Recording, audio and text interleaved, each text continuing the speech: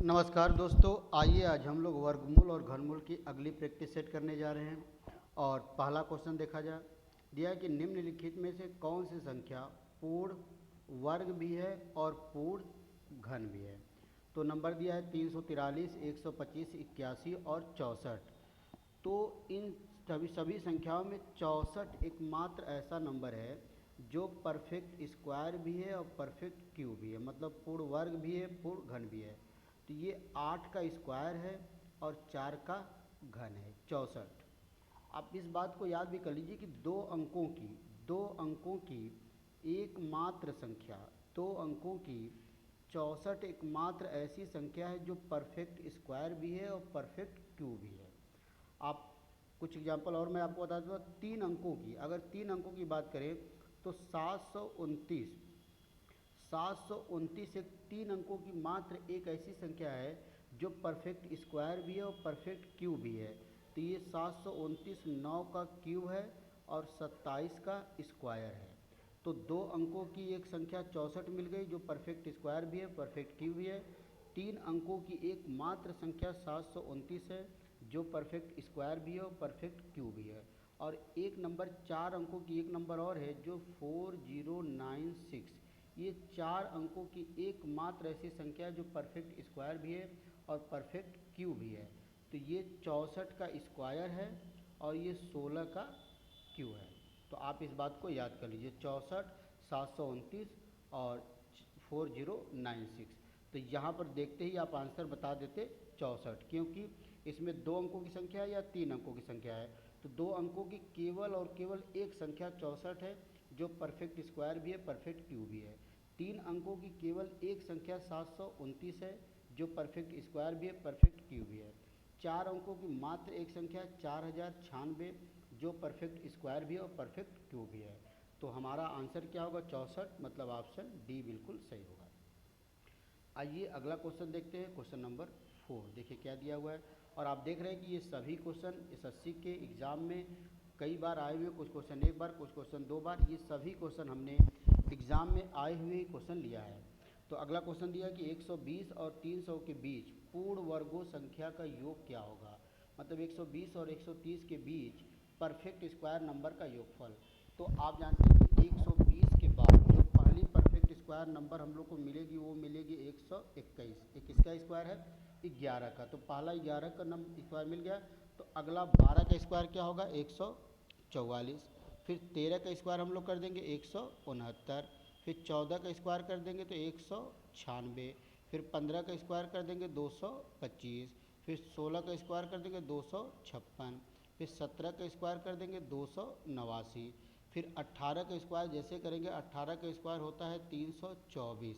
लेकिन हमको 120 से 300 के बीच में ही नंबर चाहिए। तो यही नंबर हो गया और ये सभी नंबर को आप जोड़ेंगे तो आंसर आ जाएगा 1400। तो आप देख रहे हैं कि ऑप्शन सी हमारा बिल्कुल सही होगा, ऑप्शन सी सही होगा, 1400 आंसर करेक्ट होगा। आइए अगला क्वेश्चन देखते हैं, क्वेश्चन नंबर 3। देखिए ये भी डेटा एंट्री ऑपरेटर 2009 का पूछा हुआ क्वेश्चन है एसएससी डेटा एंट्री ऑपरेटर में। दिया कि 1 का क्यूब प्लस 2 का क्यूब प्लस 3 का क्यूब डॉट डॉट डॉट 10 का क्यूब। तो आप जानते हैं, जैसे दे दिया 1 का क्यूब प्लस 2 का क्यूब प्लस 3 का cube dot dot dot n का क्यूब। तो प्रथम n संख्याओं के घनों का योग का फार्मूला होता है 1/2 n इंटू n प्लस 1 का होल स्क्वायर। ये फार्मूला होता है प्रथम n संख्याओं के घनों का योग। तो यहाँ पर n की वैल्यू कितना दिया है? 10। तो यहाँ पर 10 रख देंगे तो 1/2 यहाँ पर 10 हो जाएगा और ये क्या हो जाएगा? 11 और इनका क्या हो जाएगा? स्क्वायर। तो ये 2 5 10, 11 5 55। तो 55 का क्या कर देना है भाई? स्क्वायर कर देना है। 55 का आपको कर देना है स्क्वायर। तो 5 5 25 और 6 5 30। तो कितना आ जाएगा? 3025। तो ऑप्शन डी बिल्कुल सही होगा, ऑप्शन डी करेक्ट आंसर होगा। आइए अगला क्वेश्चन देखते हैं, क्वेश्चन नंबर 4। फिर एक बहुत अच्छा क्वेश्चन दे दिया है। दिया कि 1 का स्क्वायर प्लस 2 का स्क्वायर प्लस 3 का स्क्वायर डॉट डॉट डॉट 5 का स्क्वायर, इसकी वैल्यू अगर 55 है तो आपको 2 का स्क्वायर प्लस 4 का स्क्वायर प्लस 6 का स्क्वायर प्लस 8 का स्क्वायर प्लस 10 स्क्वायर की वैल्यू क्या होगा। देखिए पूछा क्या, 2 का स्क्वायर प्लस 4 का स्क्वायर प्लस 6 का स्क्वायर प्लस 8 का स्क्वायर प्लस 10 का स्क्वायर। अब देखिए सब में से अगर हम लोग 2 को कॉमन ले लें, 2 स्क्वायर कॉमन ले लें, तो यहाँ बचेगा 1 का स्क्वायर, यहाँ बचेगा 2 का स्क्वायर, यहाँ बचेगा 3 का स्क्वायर, यहाँ बचेगा 4 का स्क्वायर और यहाँ बच जाएगा 5 का स्क्वायर। तो 2 का स्क्वायर 4 हो जाएगा और इसकी वैल्यू आप देखिए दिया है 55। तो गुणा कर दें, 4 पचे 20, 4 पचे 20, 2 22। तो कितना आंसर आ जाएगा दोस्तों? 220 करेक्ट आंसर होगा। तो ऑप्शन सी हमारा बिल्कुल सही होगा। आइए अगला क्वेश्चन देखा जाए, क्वेश्चन नंबर 5। ये भी बहुत ही बेहतरीन क्वेश्चन और आप देख रहे हैं कि ये भी एसएससी 2006 का पूछा हुआ क्वेश्चन, सीजीएल स्नातक स्तरीय का मतलब क्या होता है, सीजीएल में पूछा हुआ है। दिया गया कि 1 प्लस फिर ब्रैकेट में 2 प्लस 1 फिर ब्रैकेट में 2 का स्क्वायर प्लस 1 फिर ब्रैकेट में 2 की पावर 4 प्लस 1 ऐसे करके लास्ट में 2 की पावर 32 प्लस 1 का मान क्या होगा।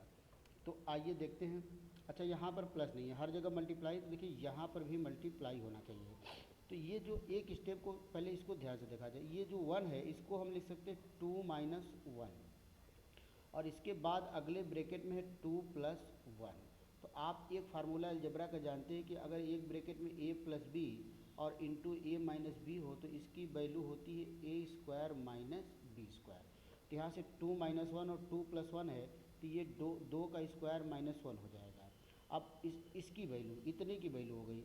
अब जैसे इसको और इसको देखेंगे तो 2 का स्क्वायर माइनस 1, 2 का स्क्वायर प्लस 1, फिर ये वाला फार्मूला बन गया। तो फिर ए स्क्वायर माइनस बी स्क्वायर, तो ये बन जाएगा 2 की पावर 4 माइनस 1। अब जब इसको इसके साथ देखें तो फिर वही फार्मूला, तो ये बन जाएगा 2 की पावर 8 माइनस 1। अब इसको इसके साथ देखेंगे तो फिर वही फार्मूला, तो 2 की पावर 16 माइनस 1। अब इसको साथ देखेंगे तो फिर ए प्लस बी ए माइनस बी, ये 2 की पावर कितना हो जाएगा 32 माइनस 1। अब इसको जब अगले ब्रैकेट के साथ मिलाएंगे तो 2 की पावर 32 माइनस 1 एक ब्रैकेट में और दूसरे ब्रैकेट में हो जाएगा 2 की पावर 32 प्लस 1। तो इसको जब फिर हम लोग दोनों को मिलाकर करेंगे तो ये हो जाएगा 2 की पावर 64 माइनस 1 और यही हमारा आंसर होगा। तो आप देख रहे हैं कि ऑप्शन ए बिल्कुल करेक्ट होगा, ऑप्शन ए सही होगा। आइए अगला क्वेश्चन देखा जाए, क्वेश्चन नंबर 6। आप देख रहे हैं कि एसएससी एफसीआई 2012, जब एसएससी एफसीआई का एग्ज़ाम कराता था उस समय, तो दिया कि यक्ष प्रतिलोम विचरण करता है घनमूल वाई के। इसका मतलब जो यक्ष है वो वित्त का मानुपाती है वाई के घनमूल के बराबर।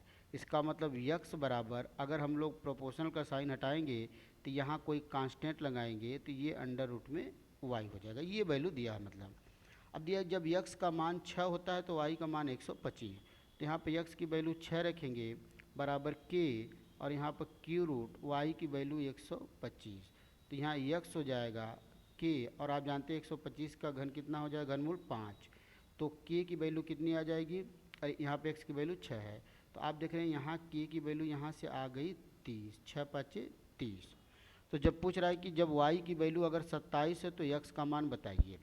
तो अब के की वैल्यू जब 30 आ गई तो जो हमारा ये वाला फार्मूला बन गया वो बन गया यक्स बराबर 30 और घनमूल वाई का घनमूल। बोला कि वाई की वैल्यू 27, तो दोस्तों यक्स बराबर 30 और यहाँ पर जब वाई की वैल्यू 27 रखेंगे तो 27 का घनमूल कितना हो जाएगा 3 और 30/3 का मतलब कितना आ जाएगा 10 आ जाएगा। तो यक्स का मान क्या होगा दोस्तों 10 होगा।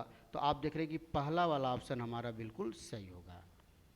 आइए अगला क्वेश्चन देखते हैं, क्वेश्चन नंबर 7। ये भी बहुत ही बेहतरीन क्वेश्चन, आप देख रहे हैं एसएससी सीजीएल 2010 का पूछा हुआ क्वेश्चन है। दिया है कि ए और बी ऐसे धन पूर्णांक हैं कि ए स्क्वायर माइनस बी स्क्वायर बराबर 19 है, तो ए की वैल्यू क्या हो जाएगी।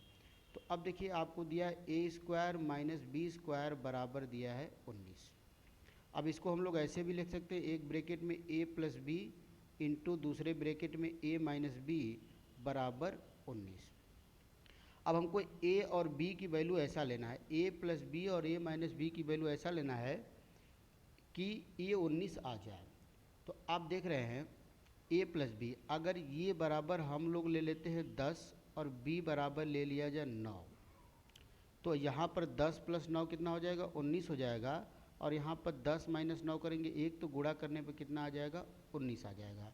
तो ए की वैल्यू 10 होना चाहिए और बी की वैल्यू क्या होना चाहिए 9 होना चाहिए। तो यहाँ से हमारा पूछा था ए का मान क्या होगा, तो 10 होगा, मतलब ऑप्शन डी बिल्कुल करेक्ट आंसर होगा। ऑप्शन डी इसका सही आंसर होगा। आइए दोस्तों अगला क्वेश्चन देखते हैं, क्वेश्चन नंबर 8। ये भी आप देख रहे हैं एसएससी में आया हुआ। जैसा मैंने आपको बता दिया कि आज के सारे क्वेश्चन एग्ज़ाम के आए हुए क्वेश्चन हैं। दिया कि यदि x एक ऐसी पूर्णांक संख्या है कि 7 less than 2x minus 3 less than 70, तो x का मान क्या होगा।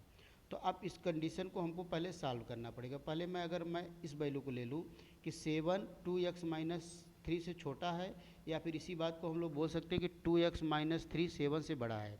तो जब इसको लिखेंगे 2x माइनस 3 ग्रेटर देन 7, तो ये हो जाएगा 2x ग्रेटर देन 10, तो x ग्रेटर देन 5। तो यहाँ से एक कंडीशन हमको ये पता चल गया कि x की वैल्यू 5 से बड़ा होना चाहिए।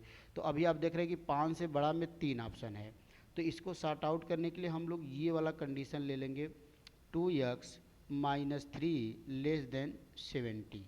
तो ये हो जाएगा 2x लेस देन 3 उधर जाएगा 20 हो जाएगा, 17 और 3 ये लग रहा है कि कुछ हम लोग गलती कर दिए हैं क्या।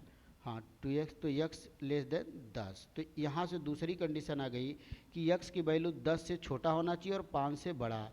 तो आप चारों ऑप्शन में ऐसा देखिए जो 10 से छोटा है और 5 से बड़ा है, तो सी ऑप्शन हमको दिख रहा है 9, जो 5 से बड़ा है और 10 से छोटा है। तो कौन सा ऑप्शन सही होगा, सी ऑप्शन करेक्ट हो जाएगा।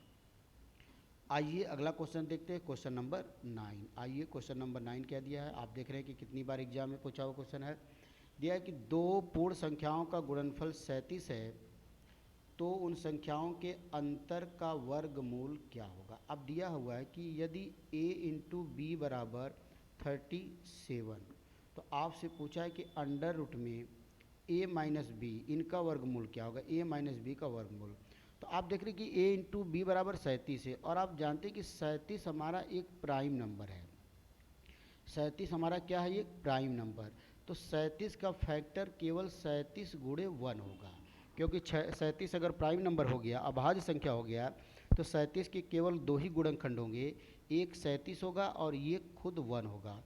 तो यहाँ से a की वैल्यू हम लोग 37 ले सकते हैं, b की वैल्यू 1। तो a माइनस बी अगर निकाला जाए, a माइनस बी, तो 37 माइनस 1 बराबर कितना आ गया, 36। मतलब अंडर रूट में 36 की वैल्यू कितना आ जाएगी, 6 आ जाएगी। और यही पूछा था, तो सी ऑप्शन बिल्कुल करेक्ट हो जाएगा। ऑप्शन सी हमारा राइट आंसर होगा। आइए अगला क्वेश्चन देखते हैं दोस्तों, क्वेश्चन नंबर 10। देखिए क्या दिया हुआ है, दिया कि अंडर रूट में 2 की पावर x बराबर 256। अंडर रूट में 2 की पावर x बराबर 256 दिया है, तो हमको बताना है x की वैल्यू क्या होगी, x की वैल्यू क्या होगी। आइए देखते हैं। तो ये दे दिया है कि अंडर रूट में 2 की पावर x बराबर 256। तो अंडर रूट स्क्वायर हटाने के लिए हमको पहले दोनों तरफ का क्या कर देना पड़ेगा, स्क्वायर। तो ये हो जाएगा 2 की पावर x, और ये हो जाएगा 256 का होल स्क्वायर। ये हो गया 2 की पावर x।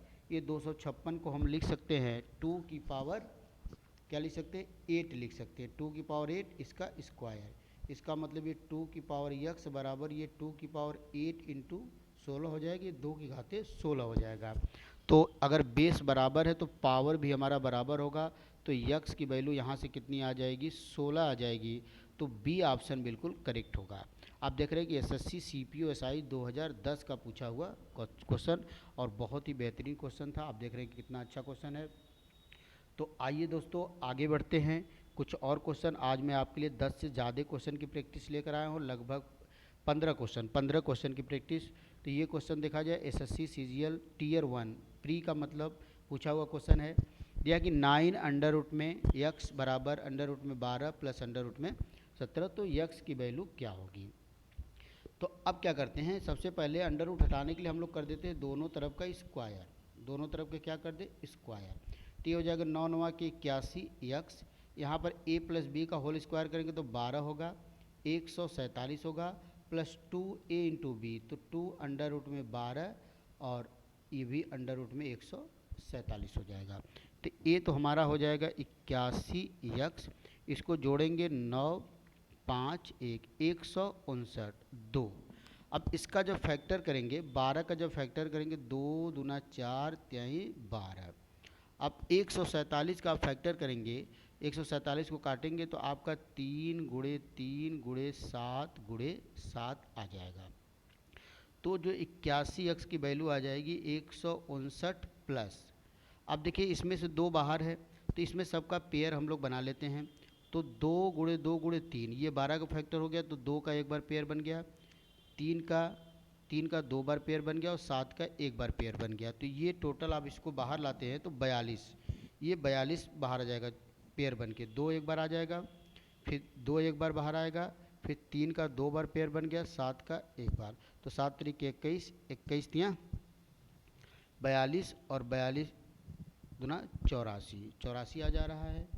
तो देखते हैं हम लोग फिर से क्या आता है, इसका पेयर कितना बन रहा है, 2 का एक बार। अच्छा 2 का 2 बार पेयर नहीं बन रहा है, 2 का एक बार पेयर बन रहा है और 3 का एक ही बार पेयर बन रहा है, 2 बार नहीं बन रहा है, तो 42 होगा।